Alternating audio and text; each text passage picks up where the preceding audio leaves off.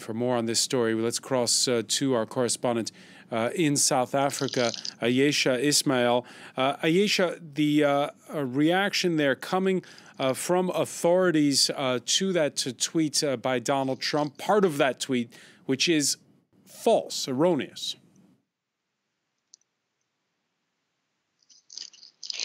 Well, South Africa's Minister of International Relations has called Donald Trump's tweet unfortunate and said that the tweet was based on misinformation and false information.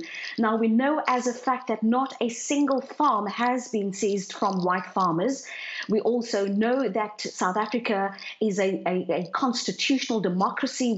South Africa has a functional constitution, and the South African government has always made it clear that the land reform process will take place within the confines of the law and within the confines of South Africa's constitution.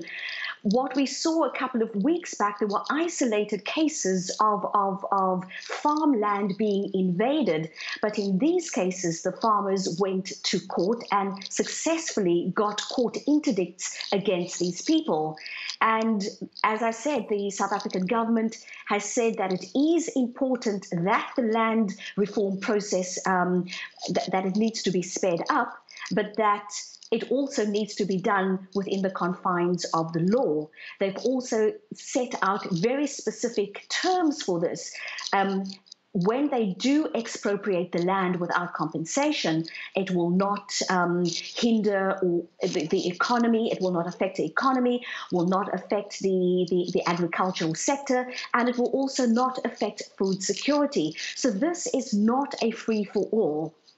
Not a free-for-all. Nonetheless, Ayesha, the constitutional reform announced by President Ramaphosa at the beginning of the month, does it put South Africa on the path of neighboring Zimbabwe, where there was that mass expropriation of land from whites?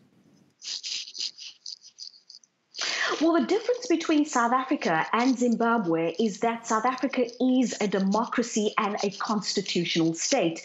And we do have a rule of law in South Africa.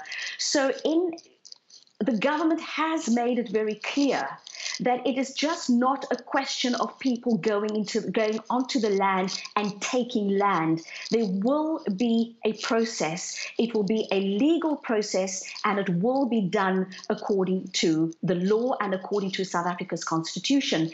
And the Minister of International Relations did say that she is going to be taking up this unfortunate tweet, as she described it, with Donald Trump's, with the ambassador to South Africa. They're going to be dealing with this on a diplomatic, in a diplomatic way, because the tweet is going to be harmful to the image of South Africa.